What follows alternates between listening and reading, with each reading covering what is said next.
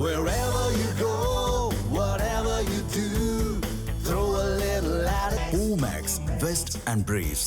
கோவை கொடிஷியா வளாகத்தில் தேசிய கொடி அவமதிக்கப்பட்டு உள்ளதாக இந்து முன்னணி சார்பில் காவல் நிலையத்தில் புகார் அளிக்கப்பட்டு உள்ளது.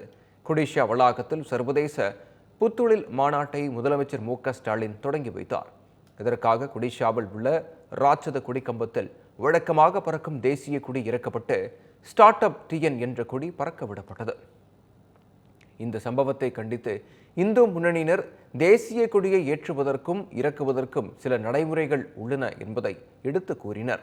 அதனை பின்பற்றாமல் புத்தொழில் மாநாட்டத்திற்காக தேசிய கொடியை இறக்கியிருப்பதே தேசிய கொடியை அவமதிக்கும் செயல் என குற்றம் சாட்டிய அவர்கள் தேசிய கொடியின் மாண்பை குறைக்கும் வகையில் செயல்பட்ட ஸ்டார்ட் அப் டிஎன் நிகழ்ச்சி ஏற்பாட்டாளர்கள் மீது தகுந்த நடவடிக்கை எடுக்க வேண்டும் என பீளமேடு காவல் நிலையத்தில் புகார் அளித்தனர்.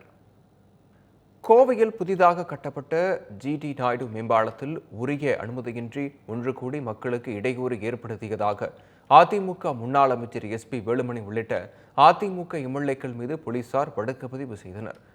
கோவை அவிநாசி சாலையில் உப்புளிப்பாளையம் முதல் கோல்ட்வின்ஸ் வரை 1791 கோடி மதிப்பில் கட்டப்பட்ட ஜி.டி. நாயுடு மேம்பாலத்தை முதலமைச்சர் மு.க.ஸ்டாலின் கடந்த 9ஆம் தேதி திறந்து வைத்தார்.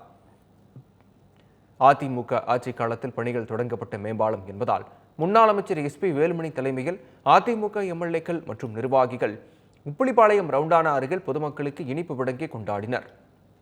இந்நிலையில் பொதுமக்களுக்கு இடையூறாக நிகழ்ச்சி நடத்தியதாக முன்னாள் அமைச்சர் எஸ்.பி. வேலுமணி மற்றும் அதிமுக எம்எல்ஏக்கள் மீது 4 பிரிவுகளின் கீழ் கோவை ரேஸ்கோர்ஸ் போலீசார் வழக்கு பதிந்தனர்.